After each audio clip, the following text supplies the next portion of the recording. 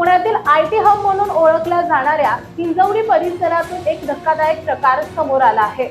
Spa सेंटरच्या नावाखाली सुरू असलेल्या हाय प्रोफाईल वेश्या व्यवसायाचा पोलिसांनी पर्दाफाश केलाय।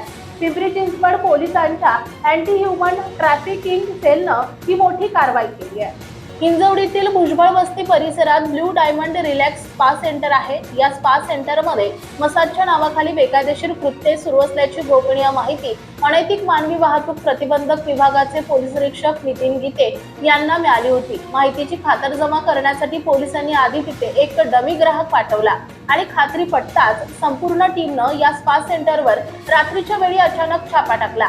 या धडक कारवाई दरम्यान पोलिसांनी घटनास्थळावरून 2 पीडित महिलांची सुटका केली आहे। या प्रकरणी स्पा चालक मारुती ज्ञानेश्वर मुर्डे आणि महिला व्यवस्थापक वैशाली संतोष चव्हाण यांच्या विरुद्ध हिंजवडी पोलीस ठाण्यात पिटा कायद्याअंतर्गत गुन्हा दाखल करण्यात आलाय। पोलिसांनी व्यवस्थापक वैशाली चव्हाण हिला तात्काळ बेड्या ठोकल्या असून मुख्य चालक मारुती मुर्डे याचा शोध पोलीस घेत आहेत। स्पा सेंटरच्या नावाखाली चालणाऱ्या या काळ्या धंद्याविरोधात पिंपरी चिंचवड पोलिसांनी आता मोहीमच उघडली आहे। चालू वर्षात पोलिसांनी शहरातील विविध स्पा सेंटर्सवर तब्बल 16 वेळा छापेमारी केली आहे। यामध्ये आतापर्यंत 38 जणांना अटक करण्यात आली असून 37 महिलांची सुटका करण्यात आली आहे। इतकंच नाही तर नियम मोडणाऱ्या 4 स्पा सेंटरवर पोलीस आयुक्त विनय कुमार चौबे यांनी थेट 1 वर्षाची बंदी घालण्याची कडक कारवाई देखील केली आहे।